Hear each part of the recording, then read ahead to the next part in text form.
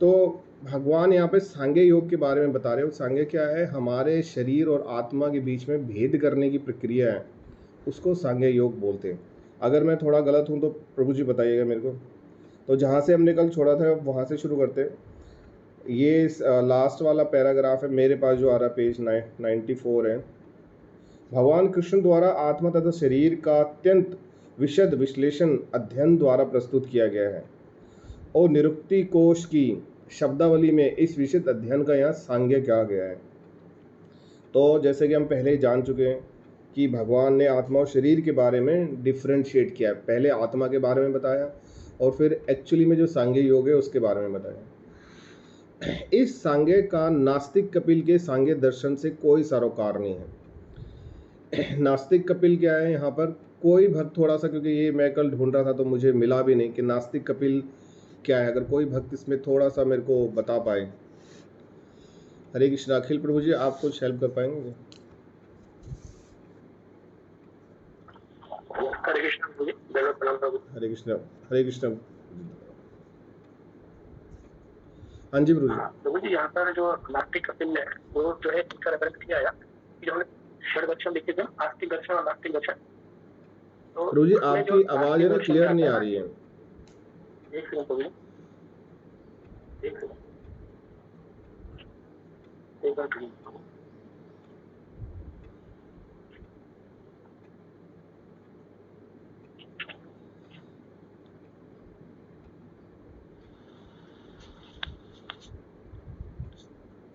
हरे कृष्ण प्रभु जी, अभी ठीक है? हाँ जी प्रभु जी, अब एकदम परफेक्ट है।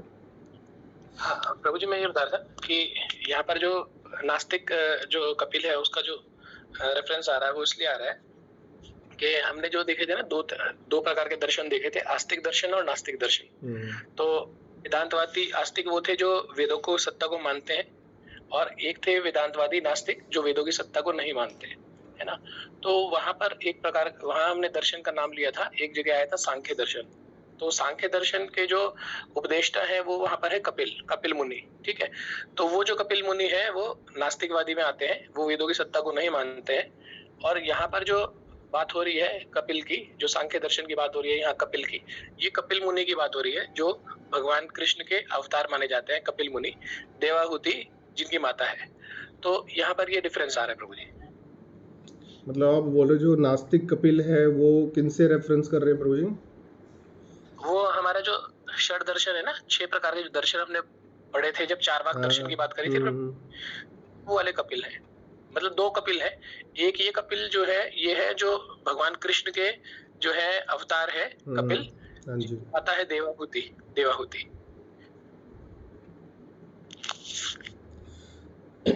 इस तरीके। ठीक है, थैंक यू सो मच प्रभु जी जी। तो इस सांख्य का नास्तिक कपिल के सांख्य दर्शन से कोई सरोकार नहीं है, जो भगवान ने बताया है। और जो नास्तिक कपिल के जो पॉइंट्स रहे हैं उससे इसका कोई लेना देना नहीं है। इस नास्तिक कपिल के सांख्य दर्शन से बहुत पहले भगवान कृष्ण के अवतार कपिल ने अपनी माता देवहूति के समक्ष श्रीमद् भागवतम में वास्तविक सांख्य दर्शन का प्रवचन दिया था। तो जब कपिल मुनि आए अपने धरातल पे, भगवान ने प्रकट किया, तो वो सबसे कम समय में उनकी शारीरिक वृद्धि हुई थी। तो उन्होंने जब वो जा रहे थे तो उनकी माता ने अपना पुत्र को लेकर के मोह व्यक्त किया। तो भगवान ने उनको अपने उपदेश दिए जो कि सांख्य योग के थे। और फिर उनकी जो माता थी जो कि देवहूति थी, उन्होंने भी अपनी तपस्या को वहाँ से एक्चुअली में प्रारंभ किया उनके कहने पर। तो उन्होंने स्पष्ट किया है कि पुरुष या परमेश्वर क्रियाशील हैं और वे प्रकृति पर दृष्टिपात करके दृष्टि को उत्पन्न करते हैं। तो यहाँ पर प्रकृति पर दृष्टिपात करके सृष्टि को उत्पन्न करते हैं। तो हमारे यहाँ नजफगढ़ में एक चीज़ देखी जाती है प्रभु जी, शायद आपके यहाँ है तो नहीं मालूम। आजकल हम देख रहे हैं कि प्रकृति ही एक माता है करके, है माता, लेकिन उन्होंने उसको विशेष रूप से वो दिया है कि जो कुछ है ना वो प्रकृति से ही है और कोई कुछ नहीं है। और उसके लिए बैनर भी बहुत बनाए जाते हैं और उसके लिए लोगों को प्रोत्साहित भी किया जाता है कि आप हमारे इस मूवमेंट में शामिल होइए। लेकिन वो मुझे लगता नहीं कि इतना ज़्यादा सफल है। प्रकृति हमारी माता के रूप में कार्य तो जरूर करती है, लेकिन वो भगवान के अध्यक्षता में कार्य करती है, भगवान की से विमुख होकर कार्य नहीं करती। तो यहाँ पर इसी चीज़ का प्रमाण मिलता है कि परमेश्वर क्रियाशील है और वे प्रकृति पर दृष्टिपात करके सृष्टि की उत्पत्ति करते हैं। इसको वेदों में तथा गीता ने स्वीकार किया है। यहाँ दो ही चीज़ों में स्वीकार्यता आती है। गीता में भी इस चीज़ को स्वीकारा है और वेदों ने भी करा। वेदों में वर्णन मिलता है कि भगवान ने प्रकृति पर दृष्टिपात किया और उसमें आणविक जीवात्माएं प्रविष्ट कर दी। जो हमारी ये सोल है, जो हमारी जीवात्माएं हैं, आत्माएं, उनको भगवान ने उनमें प्रविष्ट किया। ये सारे जीव भौतिक जगत में इंद्रिय तृप्ति के लिए कर्म कर रहे हैं और माया के वशीभूत होकर अपने को भोक्ता मान रहे हैं। तो यहाँ पर हम बहुत सारा यही चीज़ देखते हैं आजकल के युग के अंदर। यहाँ तक कि हैरानी की बात ये है, माया कितनी प्रबल है। माया की लड़ाई, हम तो माया के ही सराउंडिंग में बैठ कर के भक्ति कर रहे हैं, लेकिन जो माया से दूर हैं, आप सोचो, वो भी माया से लड़ रहे हैं, वो भी माया की गिरफ्त में आ जा रहे हैं। तो माया की लड़ाई देखने में तो बहुत इजी लगती है कि बहुत आसान है, लेकिन है नहीं। क्योंकि एक बार प्रभुपाद जी से क्वेश्चन पूछा कि प्रभुपाद जी माया से कैसे लड़े या माया से कैसे दूर हो, तो प्रभुपाद जी ने उनको बोला या कि माया से लड़ने के लिए हर डेली आपको भगवान से प्रार्थना करनी होगी। तो उन्होंने बड़े हैरानी से पूछा कि प्रभुपाद क्या आप भी इसके लिए प्रेयर करते हैं? बोले हाँ, मैं भी डेली भगवान से प्रेयर करता हूँ कि मैं माया से दूर रहूँ और आपकी भक्ति में लगा रहूँ, इसीलिए मैं माया से दूर हूँ। तो जो प्रभुपाद जैसे हमारे, जिनको हम सब फॉलो करते हैं, वो डेली माया से अब बचने के लिए भगवान से विनती करते हैं, तो आप ये सोच सकते हैं कि माया की शक्ति कितनी प्रबल है। वो दिखेगी भी नहीं कि कब हम गिरफ्त में आ गए और हम उनके कैप्चर हो जाएंगे उनके साथ में।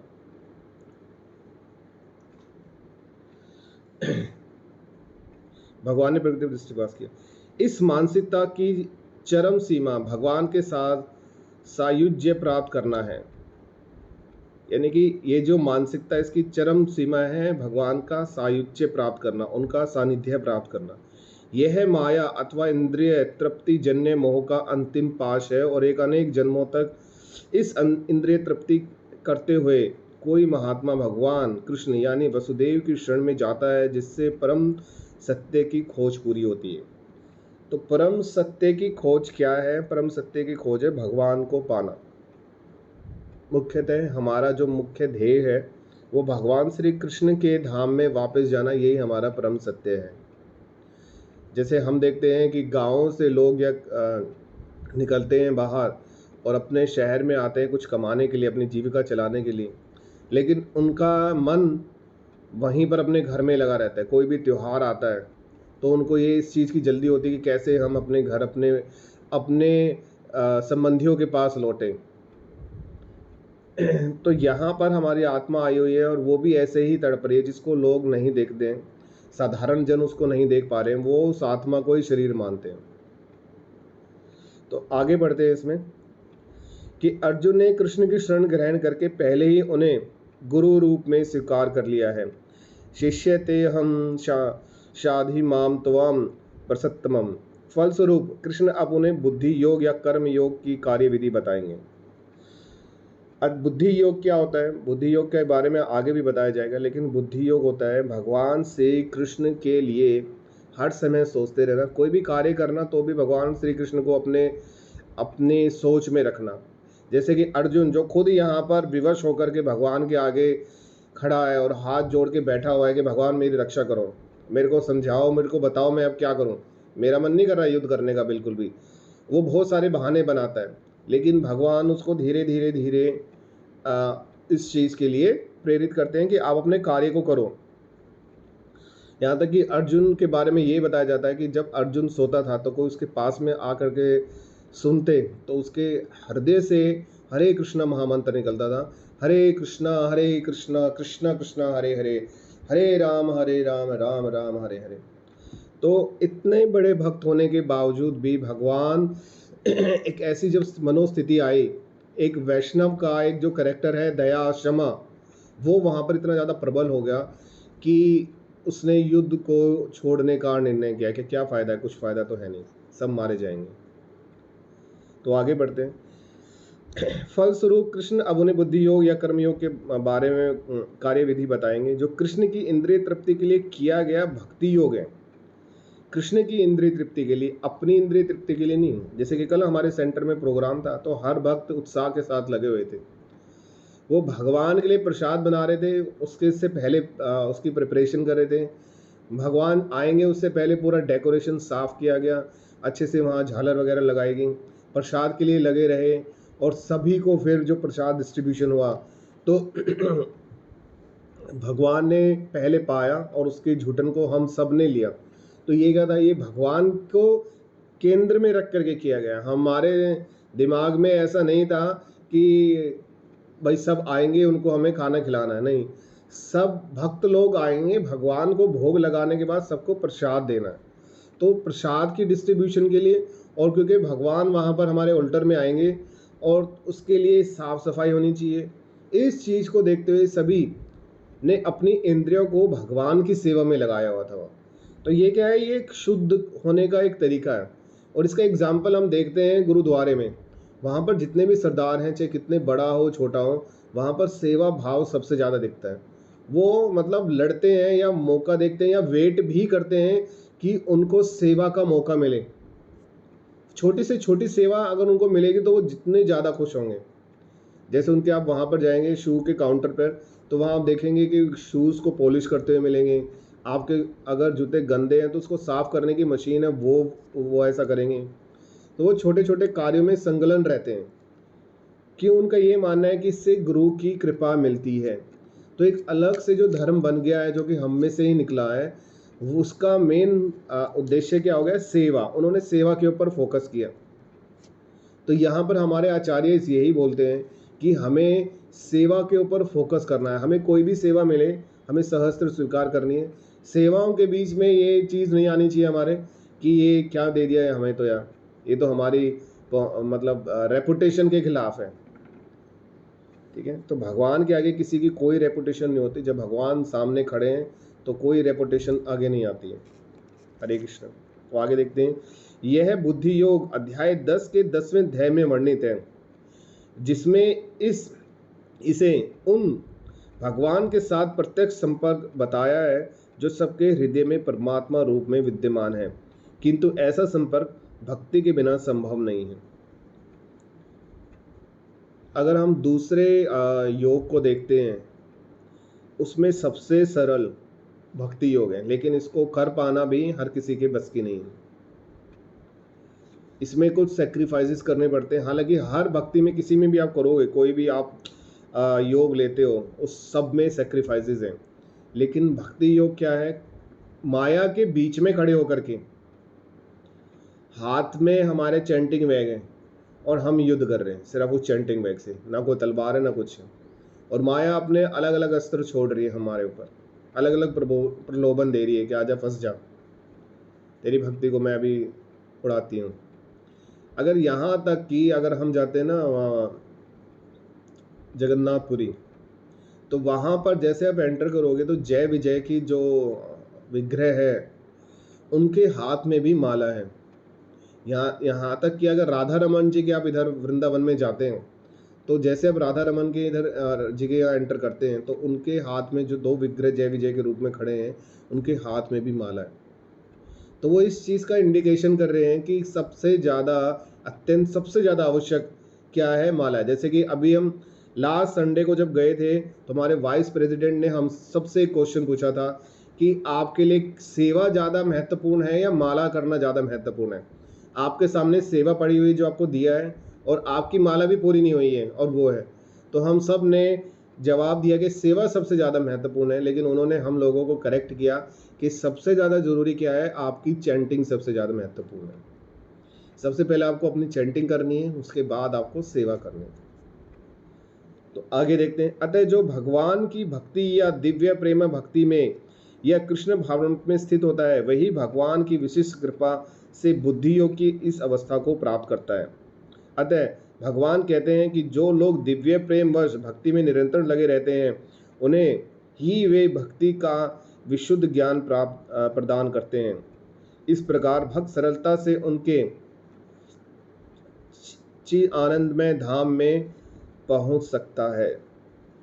जैसे एक बार प्रभु जी ने एग्जाम्पल दिया था कि एक मोची है जो हर समय भगवान का स्मरण करता है, और एक ब्राह्मण है जो अच्छा विद्वान है और वो भी भगवान का स्मरण करता है। जब नारद जी ने उनसे एक क्वेश्चन पूछा कि भगवान ने, जब मैं गया धाम तो भगवान क्या कर रहे थे, एक सुई में से हाथी को निकाल रहे थे, तो ब्राह्मण को बड़ा अचरज होता है कि जिस भगवान को मानते हैं वो ऐसा कैसे कार्य कर सकते हैं और ऐसा कैसे संभव हो सकता है कि वो एक सुई में से धागे को निकालने के लिए तो इतनी ज़्यादा दिक्कत होती है, एक हाथी को कैसे निकाल सकते हैं।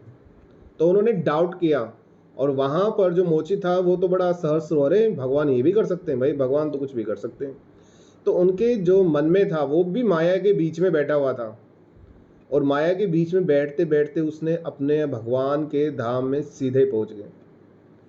तो हमारे जो सच्चिपति प्रभु जी हैं वो अक्सर बोलते हैं कभी भी किसी भक्त को ऐसे नहीं सोचना चाहिए कि ये कम जानता है, इसे बोलने का सही से तरीका नहीं है। ये नहीं मालूम कि उसके हृदय में कब भगवान के लिए प्रेम धीरे धीरे पनप रहा है और कब वो आपको उस लेवल पर आगे छोड़ करके, पीछे छोड़ के आगे निकल जाए।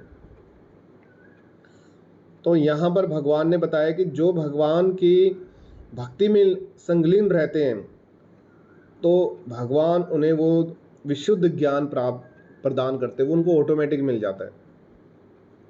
जैसे सूरदास जी थे, उनके तो आंखें भी नहीं थी, लेकिन फिर भी वो भगवान के दर्शन स्पष्ट कर देते थे।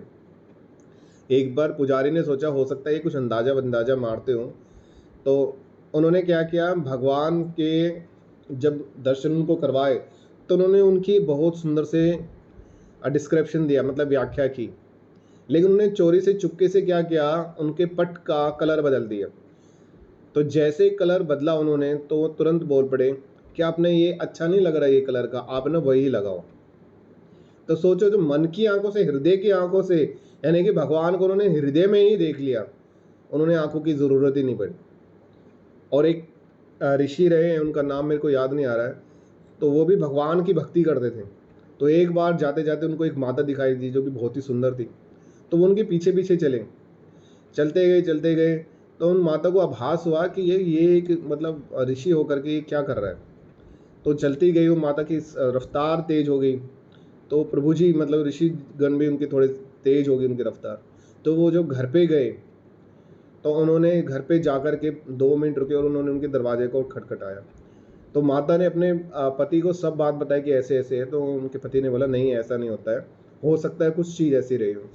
तो वो उनसे गए तो उन्होंने उनको भिक्षा में 2 सलाखें मांगी कि आप मेरे को 2 सलाखें दे दो। तो उन्होंने बोला 2 सलाखें, चलो ठीक है, वो लेके आए। तो उन्होंने 2 सलाखों को अपने दोनों हाथों में लिया और अपनी आंखों में डाल दिया, अपनी आंखों को वहीं पर फोड़ दिया। और उन्होंने इसका देख करके वो दोनों इतने हैरान रह गए, परेशान रह गए कि जिस आंखों से मेरे को माया के दर्शन होने हो, या जिस आंखों से मैं अपने भगवान को ना देख करके किसी दूसरी चीज़ को देख पाऊँ, तो ऐसी आंखों का ना ही होना बेहतर है। उनके आँख बिल्कुल बंद है, उन आँखों में उनकी सुइयाँ छुपी हुई हैं और आँखों से अश्रु भी निकल रहे हैं और खून भी निकल रहा है। तो उस लेवल पर हम देख सकते हैं कि क्या, और वो छोड़ते छोड़ते और हरे कृष्णा कृष्ण कृष्ण हरे हरे, हरे राम राम राम हरे, ये जो मंत्र उस समय उनके हृदय से निकला होगा वो एक अद्भुत तड़प रही होगी और भगवान से डायरेक्ट उनका संबंध रहा होगा। कि माया की एक छोटे से एक इंद्रिय ने उनको भगवान से दूर करने की चेष्टा की और उन्होंने उसको सजा के रूप में ऐसा किया, और फिर भगवान के में ही वो फिर से विलीन हो गए। तो यहाँ तक, क्योंकि ये प्रभु जी थोड़ा सा बड़ा है, तो कोई अगर भक्त इसमें कुछ ऐड करना चाहे तो प्लीज़ बताइए।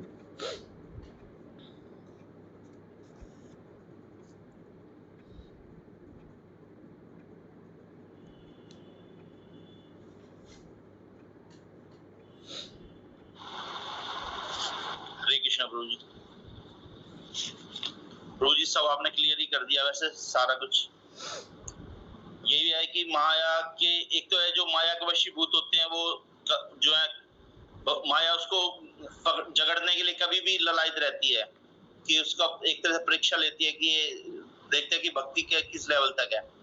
और यदि कोई माया के वशीभूत हो जाता है तो वो भक्ति भी उसका पतन हो सकता है। लेकिन जैसा कि भक्तों के आपने उदाहरण दिए, तो एक उदाहरण मैं भी देना चाहूंगा। महात्मा विदुर और विदुरानी जो थे, कितने भोगविलासिता पूर्ण दुर्योधन के राज्य में उसमें रहते थे, लेकिन उन्होंने ताकि उसके प्रभाव में ना आ सके और उस माया उनको वशीभूत ना कर पाए, तो वो एक अलग से पर्ण कुटिया बना करके रहते थे। तो जब भगवान शांति दूत बन के आए तो भगवान ने पहले सोच रखा था कि महात्मा विदुर के घर जरूर जाऊंगा मैं, या ये कह लो कि उन्होंने ये एक तरह से अपने भक्त को उसकी अभिलाषा को पूर्ण करने के लिए भी एक स्वांग रचा था शांति दूत बनने का।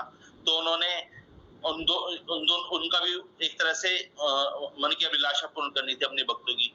तो वहां उन्होंने दुर्योधन की मेवा और अच्छे से अच्छा प्रसाद को जो भोग था उसको त्याग करके महात्मा विदुर के घर गए। तो उस समय जब उन्होंने दरवाजा खोला महात्मा विदुर ने, तो उन्होंने पूछा कि माता कहाँ है।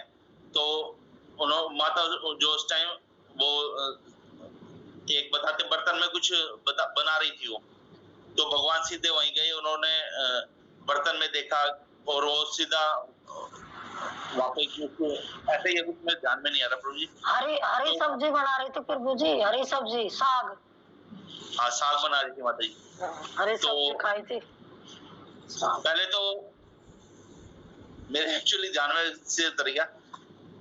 तो वो मदर केले भी लेकर के आती हैं, तो उनको तो छिलके देती रहती हैं, इतना प्रेम के वशीभूत हो जाती है। उनको देख करके वो निहारती रहती हैं जो विदुरानी थी, और खुद और उनको छिलके खिला रही हैं।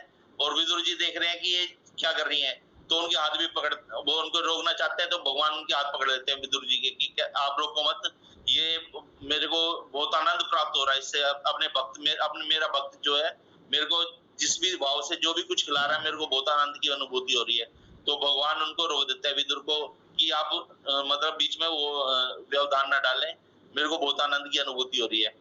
तो जब उनको पता चलता है विदुरानी को, वो अपने आप को बड़ा कोसती है कि भगवान ये मुझसे क्या अपराध हो गया कि मैंने आपको तो छिलके खिला दिए और कितना बहुत बड़ा अनर्थ हो गया। वो कहते हैं माता, जो स्वाद इन छिलकों में आया है, मेरे को आज तक 56 भोग के अंदर भी जो बड़े बड़े राजा महाराजा मुझको वो करते हैं और अर्पित करते हैं, वो मेरे को उसके अंदर भी इतना स्वाद नहीं आया जितना आपके छिलकों में मेरे को स्वाद आया। तो इस तरह से भगवान अपने भक्तों के इतने वशीभूत होते हैं कि वो अब उनसे मिलने के लिए दौड़े दौड़े चले आते हैं, और प्रेमवश उनको जो भी भोग लगाए, यदि वो सच्चे भक्त हैं तो भगवान उसको सहर्ष स्वीकार करते हैं। हरे कृष्णा प्रभु। हरे कृष्णा। प्रभु जी ने इतना मार्मिक और इतना सुंदर चित्रण किया, ये वाकई में ही वो सीन है ना, देखने लायक अगर है, उसे सोचें हम ध्यान से ना, तो ये भाव को दर्शाता है कि किस तरीके से विदुरानी भगवान में इतनी संलग्न हो गई थी, उनके प्रेम में इतनी ज़्यादा डूब गई थी कि उनको ये नहीं पता चल रहा था कि केला खाने वाला कौन सा है और छिलका कौन सा है। उनके हाथ सिर्फ उनके दृष्टि भगवान को ही निहार रही है, और वो केले को छील रहे हैं और केले को फेंक रही है और भगवान को छिलका दे रही है।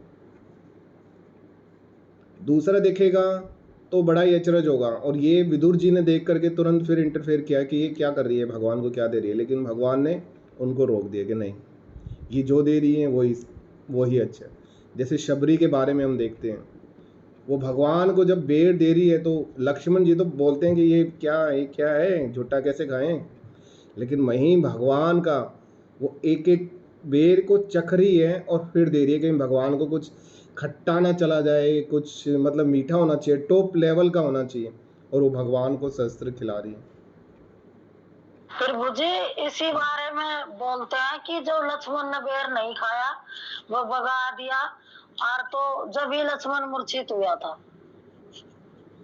ये सुना है कि लक्ष्मण मूर्छित जब ही हुआ था वहाँ, तो उसको बाण लग गया था कि भगवान ने तो बेर खाए थे और लक्ष्मण ने नहीं खाए।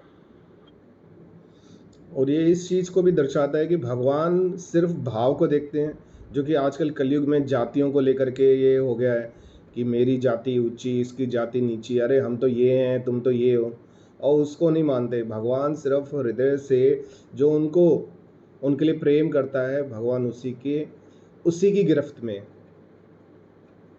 अभी जैसे हमारे आचार्य थे, उनका नाम मेरे को याद नहीं आ रहा है, तो उन्होंने अपनी गुरु की सेवा के लिए जब भगवान ने उनको बोला कि कुछ मेरे को प्रसाद वगैरह दोगे या आज नहीं दोगे, तो उन्होंने बोला कि आप है ना जरा प्रभु शांत रहें, ज़रा मेरे को अपनी गुरु की पहले सेवा तो करने दें, आपको बड़ी भूख लगी पड़ी है, पहले मैं अपने गुरु की तो सेवा कर लूँ।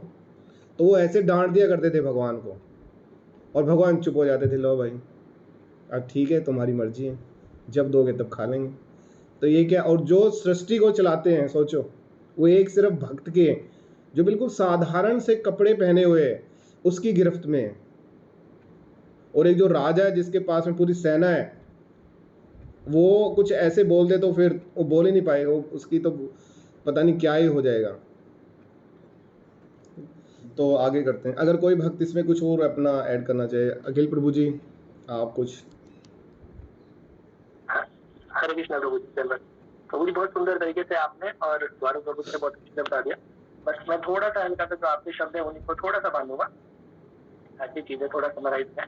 तो यहाँ पर एक इम्पोर्टेंट चीज आ रही है दूसरे अध्याय का, जो भगवान 3 तरह के यहाँ पर रेफरेंसेस दे रहे हैं। सबसे पहला बता रहे हैं अर्जुन को सांख्य योग के बाद भगवान ने बताया उनको सकाम कर्म योग, और तीसरा भगवान जो बता रहे हैं उनको निष्काम कर्म के बारे में बता रहे हैं। मतलब एलिवेट करते जा रहे हैं अर्जुन को धीरे धीरे करके, तो अर्जुन के डाउट। तो जो भगवान ने 11वें से लेकर के और 30वें श्लोक तक बात की, जहाँ पर भगवान ने आत्मा का विश्लेषण किया पूरी तरीके से, तो वो भगवान जो बता रहे हैं वो सांख्य योग के अंतर्गत आता है। सांख्य योग यानी कि आत्मा और शरीर, इनके बारे में पूरा का पूरा विस्तार पूर्वक जो वर्णन है उसको भगवान ने सांख्य योग कहा। और भगवान ने ये वर्णन किया 11वें श्लोक से लेके 30वें श्लोक तक, पूरा सांख्य योग। और यहाँ पर जो सांख्य योग भगवान बता रहे हैं ये हमारे वेदों के अंतर्गत जो भगवान बता रहे हैं वो है। एक सांख्य योग का वर्णन हमारा आता है जब हम दर्शन पढ़ते हैं। पीछे हमने एक बार जो है डिस्कशन किया था दर्शन के ऊपर, तो वहां पर 9 प्रकार के दर्शन हमने देखे थे। 6 दर्शन अलग थे और 3 दर्शन अलग थे। एक थे वेदांतवादी आस्तिक और एक थे वेदांतवादी नास्तिक। तो वेदांतवादी नास्तिक जो थे उसमें क्या है, वो 3 प्रकार के दर्शन आते हैं जिसमें चार्वाक है, बौद्ध है और जैन है। और ये जो हमारे ये वाले दर्शन है वेदांतवादी आस्तिक, इसमें 6 दर्शन आते हैं। इसमें से एक दर्शन है सांख्य योग, और वो दिया था कपिल, ऋषि कपिल। तो यहाँ पर ये बताया भी जा रहा है कि ये जो सांख्य योग भगवान बता रहे हैं ये उस सांख्य योग से डिफरेंट है, सांख्य दर्शन से डिफरेंट है। यहाँ पर जो सांख्य की परिभाषा है उस सांख्य दर्शन की परिभाषा से बिल्कुल डिफरेंट है। वो नास्तिक है, वो ईश्वर की सत्ता में बिलीव नहीं करते, वो सांख्य दर्शन अलग है। और ये जो सांख्य योग भगवान बता रहे हैं ये सांख्य योग उस सांख्य योग से बिल्कुल डिफरेंट है। ये वाले जो कपिल मुनि है वो जो सांख्य दर्शन वाले कपिल है वो डिफरेंट है। सांख्य दर्शन वाले जो कपिल है वो भगवान की सत्ता में विश्वास नहीं करते हैं। लेकिन यहाँ पर जो बात हो रही है कपिल मुनि की, ये वो कपिल मुनि है जो भगवान कृष्ण के अवतार है, यानी देवावती माता के जो पुत्र है वो। तो ये जो सांख्य है, इस सांख्य में भगवान विस्तार पूर्वक आत्मा और शरीर का संबंध बताते हैं, जो हमने 11वें श्लोक से लेकर 30वें श्लोक तक पूरी तरह पढ़ा। ठीक है।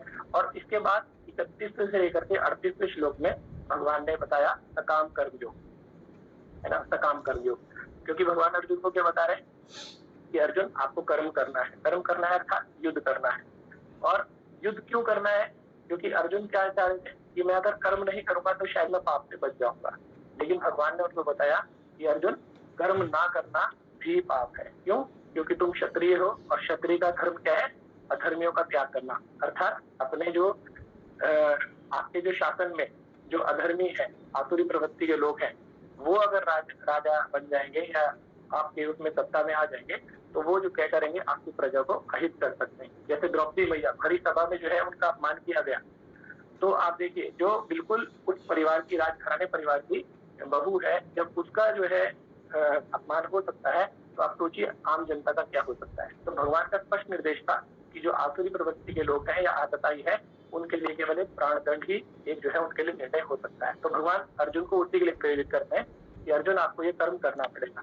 अब अर्जुन क्या सोचते हैं कि मैं अगर कर्म करूंगा मेरे हाथ से ये भोजन मेरे मारे जाएंगे और मुझे पाप लगेगा। तो भगवान उनको बताते हैं इस वाले पार्ट में 31 से 38वें श्लोक में सकाम कर्म में तो भगवान बता रहे हैं अर्जुन को कि अर्जुन यदि आप युद्ध करते हो, अगर आप युद्ध करोगे तो दो चीजें होंगी, या तो आप युद्ध में हारोगे, अगर आप युद्ध में हारोगे तो क्षत्रिय धर्म क्या कहता है, अगर कोई क्षत्रिय युद्ध में मारा जाता है तो उसको उच्च लोक की यानी कि स्वर्गलोक की प्राप्ति होती है, और या फिर आप जीतोगे, अगर आप जीतोगे तो क्या होगा, आपको राज्य सुख मिलेगा, पूरी पृथ्वी के राजा बन जाओगे। तो सकाम कर्म का मतलब होता है कि जब कोई व्यक्ति अपने इंद्रियों को प्रसन्न करने के लिए कार्य करता है तो वो सकाम कर्म कहलाता है। तो भगवान उसी लेवल पे आके अर्जुन को बता रहे हैं सकाम कर्म, यानी अर्जुन को उसकी प्रसन्नता दिखा रहे हैं। अर्जुन को उसकी प्रसन्नता कैसे दिखा रहे हैं कि आप युद्ध जीतोगे तो आप पृथ्वी के राजा बन जाओगे, और यदि आप युद्ध में हार जाओगे तो आप स्वर्गलोक को प्राप्त करोगे। तो सकाम कर्म या अर्जुन की इंद्रियों को सुख दिखा रहे हैं भगवान, ठीक है। लेकिन दूसरी तरफ अगर आप युद्ध करने से मना कर देते, अगर आप युद्ध करने से मना कर दोगे तो ये क्षत्रिय धर्म के विरुद्ध जाएगा और आप उस कंडीशन में क्या है, निचले लोक को जाओगे, नरक को जाओगे। तो यानी कि कर्म ना करना भी पाप है। अगर आप भगवान के निर्देशानुसार कर्म नहीं करते हैं तो वो एक तरह से पाप की श्रेणी में आता है, ठीक है।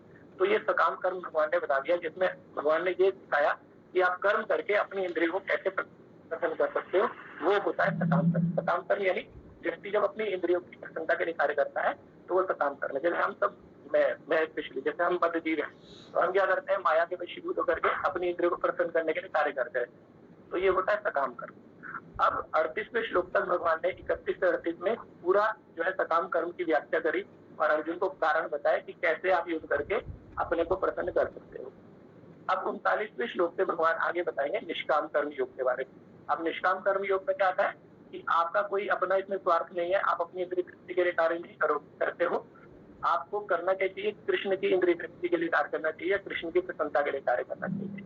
तो 39वें श्लोक से भगवान विस्तार पूर्वक निष्काम कर्म के बारे में बताएंगे, जिसमें भगवान ये बता रहे हैं कि आपको कार्य क्या करना है, जो मेरे प्रसन्नता के लिए कार्य है वो ही सबसे उच्च कोटि का कार्य है और वो होता है निष्काम कर्म, ठीक है। यहाँ पर भगवान ने बताया, ये जो हमारा फर्स्ट पैराग्राफ बिल्कुल लास्ट लाइन में आ रहा है कि भगवान ने क्या करा, जीवात्माएं तो बहुत सारी, जब भगवान ने प्रकृति में दृष्टिपात किया तो भगवान ने बहुत सारी जो जीवात्माएं हैं वो इस भूलोक में प्रवेश कर दी भगवान ने। लेकिन वो जीवात्माएं क्या है, माया के प्रभाव में है, और माया के प्रभाव में आकर के क्या कर रही है, वो अपनी इंद्रिय तृप्ति के लिए काम कर रही है, यानी सकाम कर्म में लगी हुई। लेकिन भगवान बताते हैं कि बहुत जो है कोई बिरला ही जीव होता है जो भगवान की सेवा में आता है।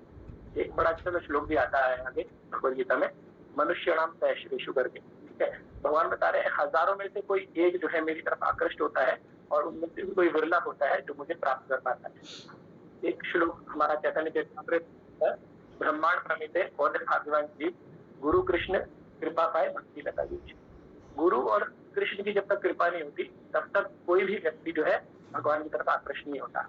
और सर्वश्रेष्ठ क्या है कि माया के प्रभाव से मुक्त होकर के जीव को भगवान कृष्ण की सेवा में लगना चाहिए और निष्काम कर्म करना चाहिए, अर्थात अपनी इंद्रियों की तृप्ति नहीं करके केवल भगवान की तृप्ति के लिए कार्य किया जाता है, वही निष्काम करना है। प्रभु जी अभी यहीं तक हमने रीड किया है। हरे कृष्ण। हरे कृष्ण प्रभु जी, थैंक यू सो मच। तो आगे पढ़ेंगे हम नेक्स्ट पैराग्राफ में आएंगे। इस प्रकार इस श्लोक में वर्णित बुद्धि योग भगवान श्री कृष्ण की भक्ति है, और यहाँ पर उल्लिखित सांख्य शब्द का नास्तिक कपिल द्वारा प्रतिपादित अनिश्वरवादी सांख्य योग से कुछ संबंध नहीं है। अतः किसी को यह भ्रम नहीं होना चाहिए कि यहाँ पर उल्लिखित सांख्य योग का अनिश्वरवादी सांख्य से किसी प्रकार का संबंध है। तो यहाँ प्रभुपाद जी इस चीज का खंडन ही कर देते हैं। न ही उस समय उनके दर्शन का कोई प्रभाव था और न कृष्ण ने ऐसी ईश्वर विहीन दार्शनिक कल्पना का उल्लेख करने की चिंता की। वास्तविक सांख्य दर्शन का वर्णन भगवान कपिल द्वारा श्रीमद् भागवतम में हुआ है, किंतु वर्तमान प्रकरणों में उस सांख्य का कोई सरोकार नहीं है, क्योंकि आज के भौतिक युग में उसको कर पाना इजी नहीं है, बहुत ही मुश्किल है। यहाँ सांख्य का अर्थ है शरीर तथा आत्मा का वैश्लेषिक अध्ययन। जैसे कि प्रभु जी ने भी बताया कि सांख्य योग है क्या।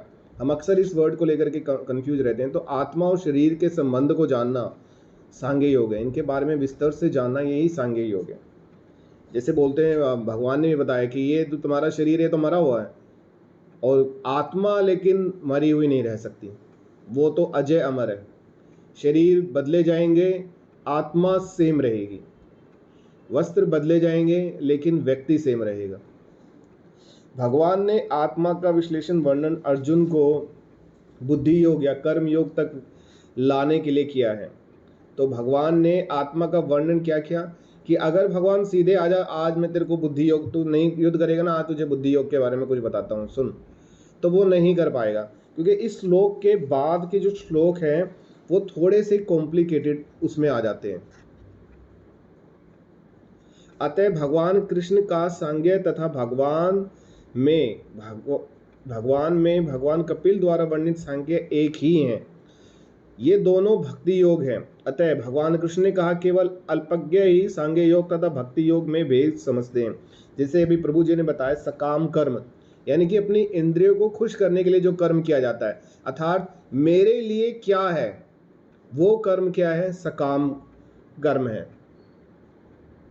कि मैंने ये किया तो मुझे क्या मिला, मैंने इतना कार्य किया तो उसमें मेरा क्या। तो ये जो कार्य हैं जो कि प्रभु जी मेरे को लगता है ये क्षत्रियों का गुण है। हरे कृष्णा। जो सकाम कर्म का है ये क्षत्रियों का गुण है ना प्रभु जी। सकाम कर्म, प्रभु जी सकाम कर्म को अगर हम बहुत सिंपल शब्दों में समझे, सकाम कर्म यानी कोई भी व्यक्ति जो अपनी इंद्रिय तृप्ति करने के लिए कार्य करता है। जैसे मान लीजिए अर्जुन को भगवान यही चीज दिखा रहे थे कि देखो अर्जुन, अगर तुम युद्ध करोगे तो तुम्हें दो चीजें हैं, या तो तुम्हें स्वर्ग मिल जाएगा, और अगर स्वर्ग नहीं भी मिलेगा, स्वर्ग नहीं मिलेगा, स्वर्ग मिलेगा कब, जब तुम युद्ध को जीतो, वो हारोगे। अगर आप हार जाओगे तो आपको स्वर्ग मिल जाएगा। यानी अर्जुन को उसकी इंद्रिय तृप्ति करने का एक बता रहे कि इससे तुम्हें प्रसन्नता मिलेगी, और यदि आप जीत जाओगे तो आपको पूरी पृथ्वी का राजा बच जाओगे, तो उससे भी आपको प्रसन्नता मिलेगी। जब कोई व्यक्ति कोई भी कार्य अपने इंद्रिय की प्रसन्नता के लिए करता है तो वो होता है सकाम कर्म। अब जैसे एग्जाम्पल है कि मान लीजिए बहुत सारे लोग जो है पूजा की विभिन्न विधियों को फॉलो करते हैं। कुछ लोग क्या करते हैं, व्रत करते हैं, तपस्या करते हैं, लेकिन उसके पीछे उनका कोई उद्देश्य होता है ना, कोई उद्देश्य होता है। वो कहते हैं कि भगवान अगर हमारा ये कार्य कर दोगे तो मैं ये कर दूंगा, मैं नारियल चढ़ा दूंगा, या मैं इतने व्रत करूंगा लेकिन मुझे आप ये दे दीजिए। तो सकाम मतलब अपनी इंद्रिय के लिए कर रहे हैं। लेकिन एक भक्त क्या करता है, भक्त भगवान की भक्ति निष्काम भाव से करता है। उसे कोई मतलब नहीं है कुछ मिले या ना मिले, जो कुछ है वो सब भी चला जाए, लेकिन क्या है, केवल भगवान मेरे से प्रसन्न हो जाए, गुरु मेरे से प्रसन्न हो जाए, तो वो होता है निष्काम। सकाम में मेरी प्रसन्नता, निष्काम में कृष्ण की प्रसन्नता। हरे कृष्ण। हरे कृष्ण। तो नेक्स्ट अभी पैरा करते हैं। निसंदेह अनिश्वरवादी सांख्य योग का भक्ति योग से कोई संबंध नहीं है, फिर भी बुद्धिहीन व्यक्तियों का दावा है कि भगवत गीता में अनिश्वरवाद सांख्य का ही वर्णन हुआ है। तो यहाँ पर वो अपने हिसाब से चीज़ों को मोड़ना चाह रहे हैं, अपने हिसाब से जनता को बताना चाह रहे हैं। अतः मनुष्य को जान लेना चाहिए कि बुद्धि योग का अर्थ कृष्णा भावनामृत में पूर्ण आनंद तथा भक्ति के ज्ञान में कर्म करना है। जो व्यक्ति भगवान की तुष्टि के लिए कर्म करता है, चाहे वह कर्म कितना भी कठिन क्यों ना हो, वह बुद्धि योग के सिद्धांत के अनुसार कार्य करता है और दिव्य आनंद का अनुभव करता है। ऐसा दिव्य व्यवस्था के कारण उसे भगवत कृपा से स्वतः ही पूर्ण दिव्य ज्ञान प्राप्त हो जाता है, और ज्ञान प्राप्त करने के लिए अतिरिक्त श्रम किए बिना ही उसे पूर्ण मुक्ति हो जाती है। तो कृष्ण भावना भावित कर्म तथा फल प्राप्ति की इच्छा से किए गए कर्म में विशेषतया पारिवारिक तथा भौतिक सुख प्राप्त करने की इंद्रिय तृप्ति के लिए किए गए कर्म में प्रचुर अंतर होता है। तो जैसे प्रभु जी बता रहे हैं, एक तो सकाम कर्म है और एक निष्काम कर्म है। तो सकाम कर्म में और निष्काम कर्म में डिफरेंस है। एक तो भगवान के लिए किया जा रहा है और एक कर्म तो दोनों हो रहे हैं, लेकिन एक अपने लिए किया जा रहा है, अपनी फायदे के लिए किया जा रहा है। अतः बुद्धि योग हमारे द्वारा संपन्न कार्य का दिव्य गुण है। तो यहाँ पर रूपा जी अंत में बोलते हैं कि बुद्धि योग हमारे द्वारा किया गया कार्य दिव्य गुण है, दिव्य कार्य है। तो जो अगर हम कुछ भी करते हैं, जैसे माता अगर भोजन बनाते हैं, भगवान श्री कृष्ण को स्मरण करके बनाएगी कि उनको कैसा लगेगा, वो जब पाएंगे तो उन्हें कैसा लगेगा, शुद्धता कितनी हम उसमें रखते हैं। तो ये क्या है हमारा, ये बुद्धि योग के अंदर आता है। और हमें खाना बनाना है, बस बनाना है कमर्शियल वे में कि हमारे को वहाँ पर इसको भेजना है। जैसे कि मुंबई के अंदर डिब्बा वाले आप लोगों ने सुना होगा, वो काफ़ी ज़्यादा फेमस है वहाँ पर लंच वगैरह देने के लिए।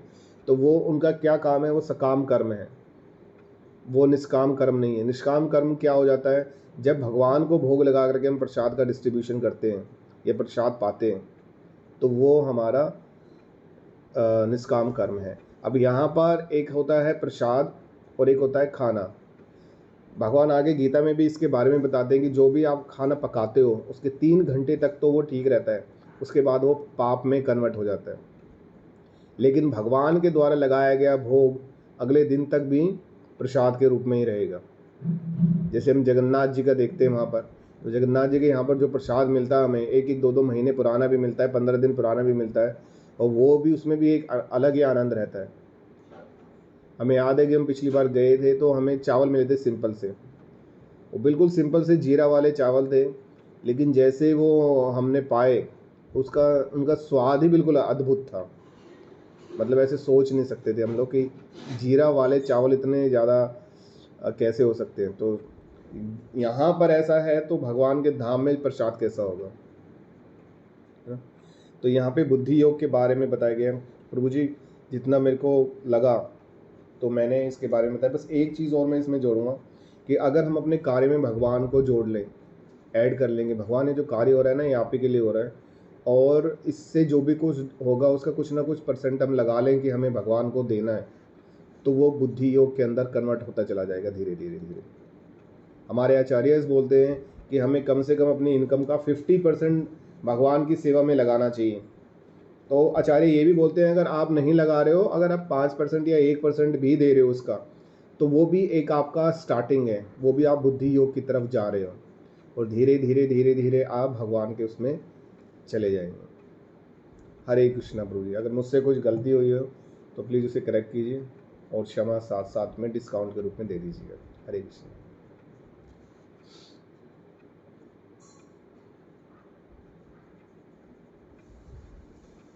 प्रभु जी अगला श्लोक करने की तो मेरे को नहीं लग रहा कि ज़रूरत है, क्योंकि उसमें भी थोड़ा डिस्क्रिप्शन चाहिएगा। अच्छा बड़ा है प्रभु जी,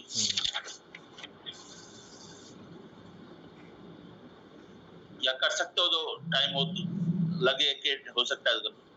नहीं प्रभु जी, ये तो मैंने दोनों ही थे, लेकिन नहीं हो पाएगा। इसके में हम वो ले लेते हैं, व्यूज़ ले लेते हैं, जो इसमें हमने क्या कोई भक्त अपनी तरफ से या भक्तिन अपनी तरफ से कुछ जोड़ना चाहे। जैसे हरकेश माता जी आज बिल्कुल चुप है, सीमा माता जी भी नहीं बोल रही हैं कुछ भी। हरकेश माता जी आप कुछ भी रुकिए अपना।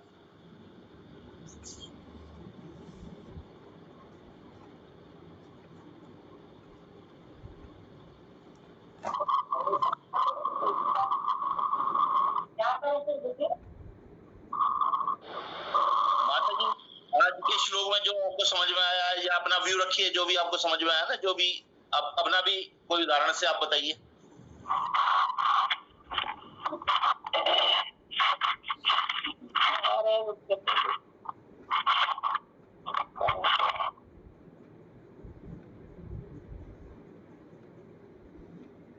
जी हरे कृष्णा। अब जो हम अपने इंद्र तृप्ति के लिए कार्य करते हैं वो सकाम कर्म, हमने कर्म करना चाहिए। और जो इसमें बताया गया है, इसमें ये भी बताया गया है कि मतलब भागवतम में भी मस्त मस्त ये जो बताया है ना इसमें कि कपिल जो अपनी माता देवती का ही समझ से मतलब श्रीमद् भागवतम में वास्तविक संख्या दर्शन का प्रवर्तन किया था। तो ये कपिल भी 2 है, एक नास्तिक है, एक भगवान के रूप में जो भगवान ने जन्म लिया है, भगवान के मतलब ईश्वर रूपी है वो। तो कपिल भी 2 तरीका बताया गया है, एक नास्तिक है, एक वे है। इसमें मतलब जो अर्जुन ने मतलब कृष्ण भगवान की जो शरण ग्रहण की है, तो ये गुरु का उसके माय बताया गया है।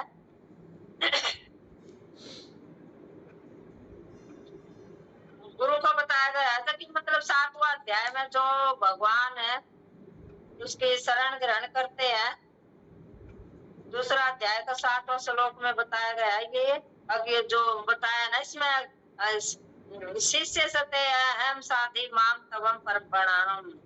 अब जिसमें अर्जुन बता रहे हैं भगवान से कि मैं अपनी कृपल दुर्बलता के कारण अपना कर्तव्य भूल गया हूँ और सारा देरी हो चुका हूँ। ऐसी अवस्था में मैं आपसे पूछ रहा हूँ कि जो मेरे लिए श्रेष्ठतर है उसे आप निश्चित रूप से मुझे बताइए। अब मैं आपका शिष्य हूँ और आपका शरणगत हूँ, कृपा मुझे उपदेश दे। अब यहाँ अर्जुन कृष्ण भगवान की मतलब शरण ग्रहण कर रहा है यहाँ पे इस श्लोक से के माध्यम से। और तो जो कह रहा है कि आप अपनी बुद्धि का प्रयोग कर। अब जो कि ये बता रहे हैं यहाँ पे कि जो ये भगवत गीता है 10वें श्लोक में भी, अब जो ये भगवत गीता है जो भगवान ने वहाँ मतलब जो कि वहाँ गुरु और शिष्य की बात मतलब वहाँ दोनों सेनाओं के बीच में उपस्थित हुई थी, दोनों सेनाओं के बीच में कही थी और सब लोग वहाँ पर सुन रहे थे जब भगवान अर्जुन ने जो भगवान श्री कृष्ण की शरण ग्रहण की थी। तो मतलब जिससे कि मतलब सभी लोग मतलब लाभान्वित हुए उससे। और जो ये भगवत गीता का संवाद है मतलब किसी मतलब एक व्यक्ति के लिए नहीं है, ये मतलब कि संसद साम्राज्य के लिए है, अब ये सब के लिए है। इसमें मतलब कि बुद्धि सभी के लिए है और उसे सुनने के लिए मतलब शत्रु या मित्र समान रूप से ही अधिकारी है। अब ये कोई शत्रु या हो या कोई दुश्मन हो या कोई भी मतलब उन सब के लिए मतलब एक समान नहीं है। सबको ये भगवत गीता का ज्ञान है वो ग्रहण करना चाहिए। ये नो नहीं है कि ये कोई हमारे लिए, ये हिंदू के लिए, ये सब है मुसलमान सब कोई इसको ग्रहण कर सकता है। इसमें यही है। ये फिर ये आगे बताया कृष्ण भावना भाविक कर्म फल प्राप्ति। अब जो हम अपना जो भी हम अपना नित्य कर्म करते हैं, जो भी सुबह उठ कर करते हैं तो भगवान को उसे अर्पित करके ही करें। भगवान को ही मतलब सबसे पहले भगवान को ही सामने रख के करें। मैं ये सब कार्य भगवान कृष्ण के लिए ही कर रहा हूँ, तो उसमें हमारे इंद्र तृप्ति के मतलब हमारा उसमें कर्म नहीं बनता, हम निष्काम हो जाते हैं उससे। और जो इंद्र तृप्ति के लिए जो कर्म करते हैं वे मतलब है तो इसमें भगवान यही बता रहे हैं कि जो अपने भौतिक सुख के लिए इंद्र तृप्ति के लिए कर्म करते हैं वे प्रचुर ही अंतर। किसमें अंतर होता है, जो एक तो अपने परिवार के लिए कर्म करता है तो वो इंद्र तृप्ति होती है, और एक भगवान के लिए करता है तो वो निष्काम कर्म होता है। तो भगवान यही बता रहे हैं कि भावनामृत में कि अपनी बुद्धि का और हमारे द्वारा संपन्न कार्य का दिव्य गुण है। अब हमें यह बुद्धि तो लगानी है भगवान के जानने के लिए। बुद्धि का प्रयोग करेंगे तभी हम भगवान कृष्ण को जान सकते हैं। हरे कृष्णा। फिर बुद्धि मेरे तो यही समझ में आया।